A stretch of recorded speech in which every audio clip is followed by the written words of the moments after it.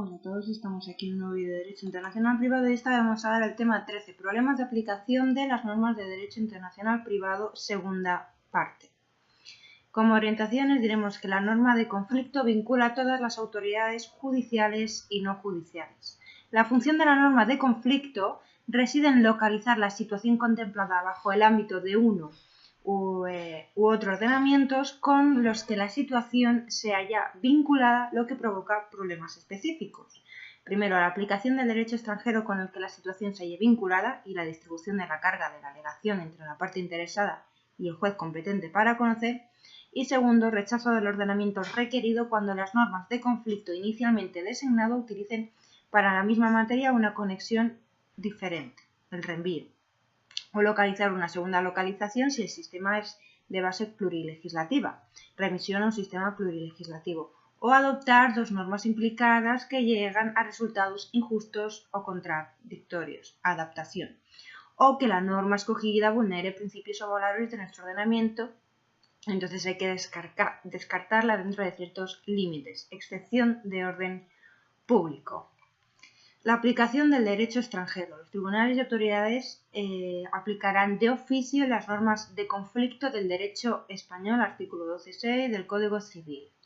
Forman parte del ordenamiento español y son de aplicación imperativa.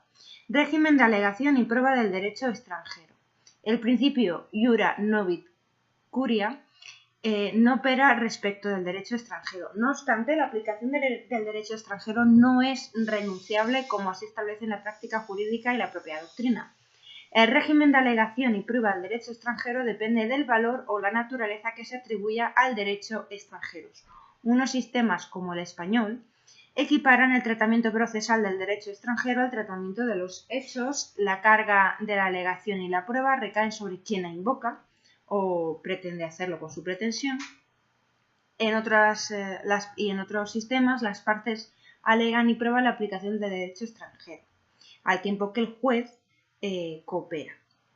Alegación y carga de la prueba. Los tribunales y autoridades aplicarán de oficio las normas de conflicto del derecho español, artículo 12 del Código Civil. La prueba tendrá como objeto los hechos que guarden relación con la tutela judicial que se pretenda obtener en el proceso. 281.1 de la LEC. El derecho extranjero deberá ser probado en lo que respecta a su contenido y vigencia, pudiendo valerse el tribunal de cuantos medios de averiguación estime necesarios. 281.2. Las pruebas se practicarán a instancia de parte, sin embargo, el tribunal podrá acordar de oficio que se practiquen determinadas pruebas o se aporten ciertos documentos, dictámenes u otros medios e instrumentos probatorios cuando se lo establezca la ley. 282. De la LEC. Se establece un sistema de cooperación entre el juez y las partes, porque la parte que tenga interés en la aplicación del derecho extranjero ha de invocarlo ante el juez. Si no se invoca el sistema de derecho internacional privado, se convierte en facultativo por las partes. La colaboración entre el juez y la parte en este ámbito ha girado dando mayor iniciativa al juez, aunque no parece que el juez tenga la obligación de proceder en ello ni cauce para hacerlo de oficio, excepto en algunos supuestos. La ley permite que el órgano competente indique durante la práctica de la prueba la ausencia de elementos para formar su convicción. El problema reside en cómo ha de proceder el juez ante la falta de alegación o la prueba del derecho extranjero. Consecuencia de la falta de alegación o prueba en derecho extranjero, pues acude a la jurisprudencia. Una parte de la jurisprudencia se inclina por la aplicación sustantiva del derecho español al caso planteado cuando el derecho extranjero no resulta aprobado por la parte que lo alega. Otra parte considera que la solución más correcta estriba en el de la desestimación de la demanda por haber sido erróneamente planteada. Sin embargo, infringiría el artículo 24 de la Constitución española al no aplicar la legislación española. Es decir, tenemos una parte de la jurisprudencia que dice que se aplica el derecho español al caso planteado cuando el extranjero no es probado, y la otra parte dice que se desestima la demanda. La prueba del derecho extranjero en el proceso. Solo el derecho procesal español puede decir el régimen general de la prueba. Lex forit regit processum. Objeto de la prueba. El objeto de la prueba es el derecho extranjero. Este habrá de ser siempre probado en lo que respecta a su contenido y vigencia. El juez debe quedar convencido de que el derecho aplicado es aplicable al caso, el contenido, la vigencia e interpretación. Momento de la prueba. En caso del demandante, en el momento de la interposición de la demanda, en el caso del demandado, en el momento de contestación a la demanda, el momento procesal oportuno será el en el que puedan aportarse los hechos al proceso, pero también podría alegarse en fase de apelación o de casación o en alegaciones complementarias.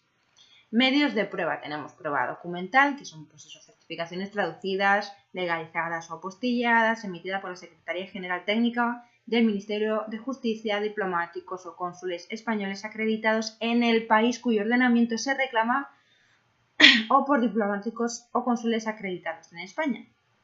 Y luego la prueba pericial, que es un dictamen de los jurisconsultos extranjeros del país cuyo derecho se pretende probar. La jurisprudencia viene exigiendo cumulativamente la prueba pericial y la documental.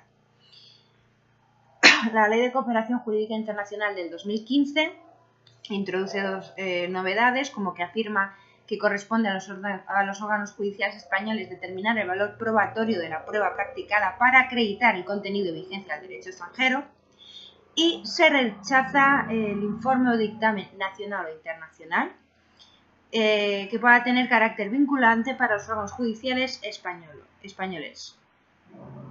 Entonces, ningún medio de prueba vincula al juez. Intervención judicial en la prueba del derecho extranjero. El juez podría valerse de cuantos medios de averiguación considere necesarios para la prueba del derecho extranjero. Las autoridades judiciales, así como las notariales o las registrales, están sujetas a un sistema claro sobre la información acerca del derecho extranjero. De modo que, en primer término, la Ley de Cooperación Jurídica Internacional introduce un sistema de cooperación a través de la Autoridad Central, Ministerio de Justicia, y esta a su vez recabaría información vía consular o Autoridad Central local. Destaca la Red Judicial Europea, que establece mecanismos orientados a facilitar la cooperación judicial en materia civil y mercantil. Pues eso, entre países de la Unión Europea. El derecho extranjero ante el recurso de casación. La viabilidad del recurso de casación ante el Tribunal Supremo por infracción del derecho extranjero es una cuestión pues poco clara. La cuestión estriba en decidir si el Tribunal Supremo tendría entre sus funciones la de interpretar leyes o preceptos extranjeros, y así lo afirma el propio Tribunal Supremo.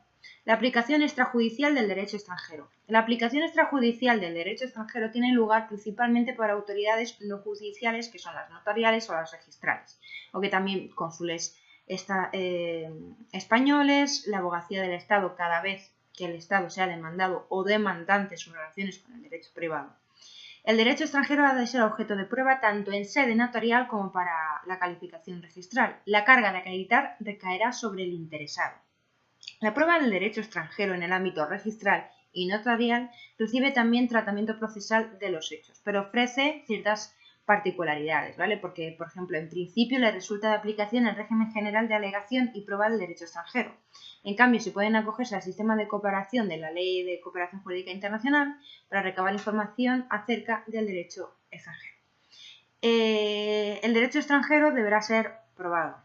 Ahora bien, el comportamiento de las partes y sobre todo de la inacción de la alegación y prueba del contenido del derecho extranjero tiene consecuencias particulares. En el ámbito registral, la alternativa a la inacción del interesado no es la aplicación del derecho español, sino la suspensión de la inscripción solicitada.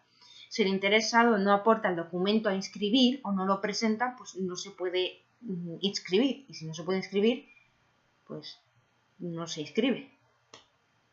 La principal singularidad es que las normas reguladoras del registro civil, del registro de la propiedad, del registro mercantil y de la actividad notarial autorizan a autoridades registrales y notariales a aplicar el derecho extranjero por su conocimiento privado sin necesidad de prueba de las partes. Si alguna razón lo conociese, pues podrán aplicarlo de oficio. En cuanto a los medios de prueba en el ámbito registral, se contempla como medio de prueba el dictamen expedido por autoridad notarial o consular en España, española, así como autoridad consular del país cuyo derecho deba aprobarse e incluso el conocimiento privado del notario. En el ámbito del registro civil se introduce un sistema complementario de acreditación del contenido y vigencia del derecho extranjero. En el ámbito notarial, el medio de prueba de la capacidad para otorgar escrituras ante el notario español es la certificación consular, aunque la jurisprudencia parece ascribirse a la admisión de cualquier otro medio de prueba admitido en el derecho español. Entonces, a ver, el derecho extranjero debe ser probado cuando haya que decidir sobre la conformidad de la ley extranjera en el acto, decidir la capacidad de los intervinientes y sobre la regularidad formal del documento. Esto en el caso del registro, ¿vale? Y en el caso del ámbito notarial, pues no, que sea expedido por un notario o cónsul español, por diplomático o autoridad y que haya colaboración. El reenvío, ¿vale? El reenvío se produce cuando una norma de conflicto del foro se remite a un derecho extranjero y la norma de conflicto de ese país la remite a otro. Es decir, la remisión, según el Código Civil, la remisión al derecho extranjero se entenderá hecha por su ley material sin tener en cuenta el reenvío que sus normas de conflicto pueden hacer a otra ley que no sea la española. Es decir, esta te está reenviando a otra que te está reenviando a otra.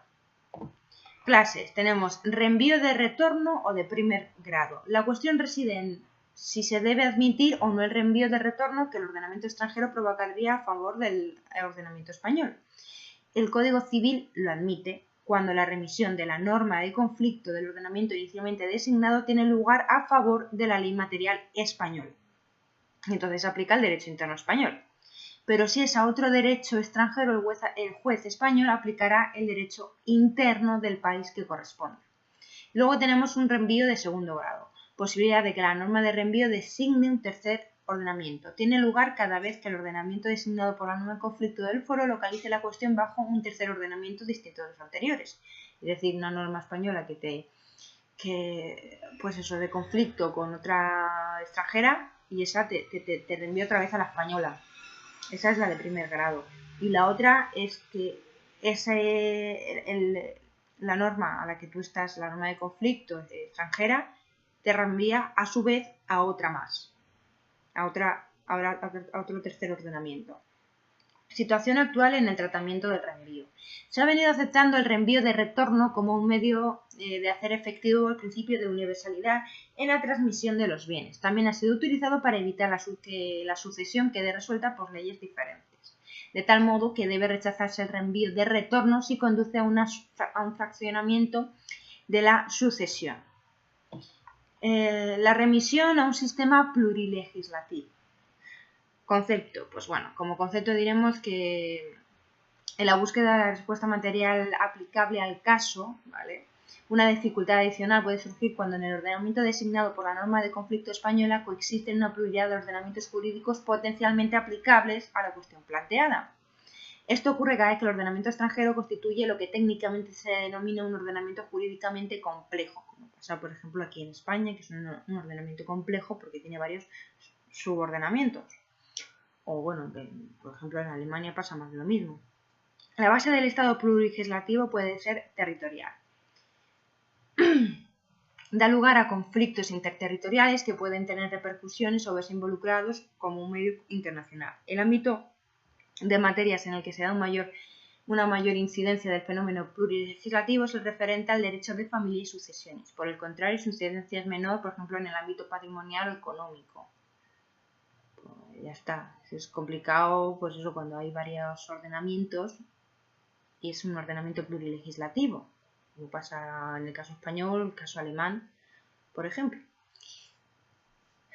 Clases, normas de remisión tenemos. La remisión será indirecta cuando la norma de conflicto del foro se entiende hecha a la norma de conflictos internos del ordenamiento extranjero designado. Directa cuando la norma de conflicto no designa en puridad el ordenamiento de un Estado, sino la ley de una unidad territorial dentro del Estado, el lugar de residencia habitual o de producción del accidente, y mixta combinando las anteriores. Entonces, pues eso. Indirecta se hace hacia el ordenamiento extranjero. Directa, pues es cuando designa una ley, y mixta, pues ambas. La solución del derecho internacional privado español, pues en el artículo 12.5 del Código Civil es la indirecta, ¿vale? O sea, aunque viene siendo el ordenamiento extranjero al completo. Y luego ya, pues busca. Dice, cuando una norma de conflicto remita a la legislación del Estado en el que coexisten diferentes sistemas legislativos, la determinación del que sea aplicable entre ellos se hará conforme a la legislación de dicho Estado. Situación actual en el tratamiento de la remisión a un sistema plurilegislativo. Persiste la línea de jurisprudencia anterior basada en un sistema de remisión directa, precisamente en alguna materia, por ejemplo la de sucesiones, respecto de la que mejor opera el sistema de remisión indirecta del Código Civil. Frente a la solución del Código Civil, la indirecta, ¿vale?, cobran gran relevancia las soluciones convencionales. El sistema de remisión directa se ve extendido a los reglamentos de la Unión Europea. El sistema de remisión mixta es original de los convenios elaborados en el seno de la Conferencia de la Guía del Derecho Internacional Privado mediante una u otra formulación. Ahí tenemos el reglamento 650-2012 que prevé un sistema de remisión mixto. ¿Vale? Entonces tenemos tres sistemas de remisión, recordemos: indirecto al conjunto de ordenamiento, directa a una ley en concreto y mixta, pues combina ambos, ¿vale? Nada, pues eso, decir que aquí en España pues se sigue la indirecta según el Código Civil, aunque parte de la línea jurisprudencial pues se basa en la directa. La adaptación y la transposición. La adaptación puede ser una técnica de prevención de las disposiciones señaladas cuando aparece recogida una norma de conflicto. El legislador puede utilizar una norma material para ajustar el contenido de las leyes y así eliminar la falta de coordinación. La adaptación es una técnica de solución. Se trata de proceder a adaptar normas materiales que, procedentes de distintos sistemas jurídicos, no están concebidas para funcionar conjuntamente. Entonces el juez procede a la armonización de los derechos materiales implicados. Es una armonización, la adaptación es una armonización. Luego la transposición es transportar una relación jurídica de un sistema jurídico extranjero en el cual esa relación se ha constituido a otro sistema jurídico que desconoce esa institución o, conociéndola, la dota de distinto carácter. Esta técnica también se utiliza en la sede de reconocimiento de decisiones judiciales y documentos públicos extranjeros. La transposición, como la adaptación, requieren de intervención judiciales o las de las autoridades competentes, ya sean notarios o registradores. Exclusión del derecho extranjero, el orden público. Bueno, pues es la excepción de orden público. Como concepto diremos que es el conjunto de normas y principios que, en un momento histórico determinado, reflejan el esquema de valores esenciales a cuya tutela atiende de una manera especial cada ordenamiento jurídico concreto. Son los principios básicos o esenciales del derecho del foro. Decidir cuáles son los principios o valores fundamentales e irrenunciables para un ordenamiento, al ser el contenido de orden público esencialmente nacional, solo podemos intentar identificarlos en el ordenamiento español, es decir, cada orden público, cada estado tendrá su propio orden público, por así decirlo. Vale, ¿y qué contenido tiene? Pues bueno, ha de tratarse de un valor general o común a la totalidad del ordenamiento español. La identificación del contenido de orden público exige colocarse en el vértice constitucional. Entonces tenemos pues, los derechos fundamentales del capítulo 1 del título primero de la Constitución, como la tutela judicial efectiva, el derecho al honor e intimidad personal y familiar, libertad religiosa, etc. La vulneración lleva consigo el amparo del Tribunal Constitucional. Nada impide que jueces y autoridades tomen en consideración y apliquen los principios del orden público europeo.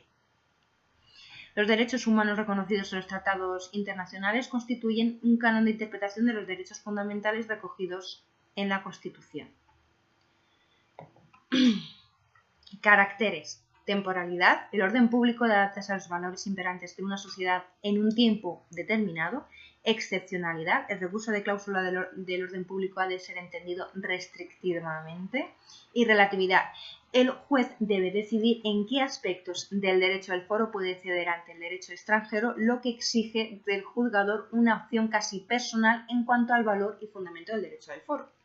Efectos. Cuando el derecho extranjero en la determinación del derecho aplicable se declara contrario al orden público del foro, es inevitable su exclusión y la aplicación sustitutiva del derecho del foro. Tratamiento del orden público en la actualidad.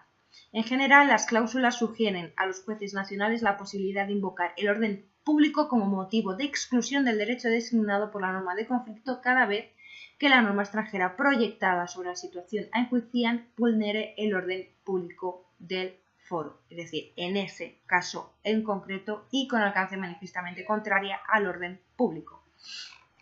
Y ya está, hasta aquí el tema 13, el último de este bloque, de este primer parcial. Nada, espero que os haya quedado más o menos claro y nos vemos en el próximo vídeo.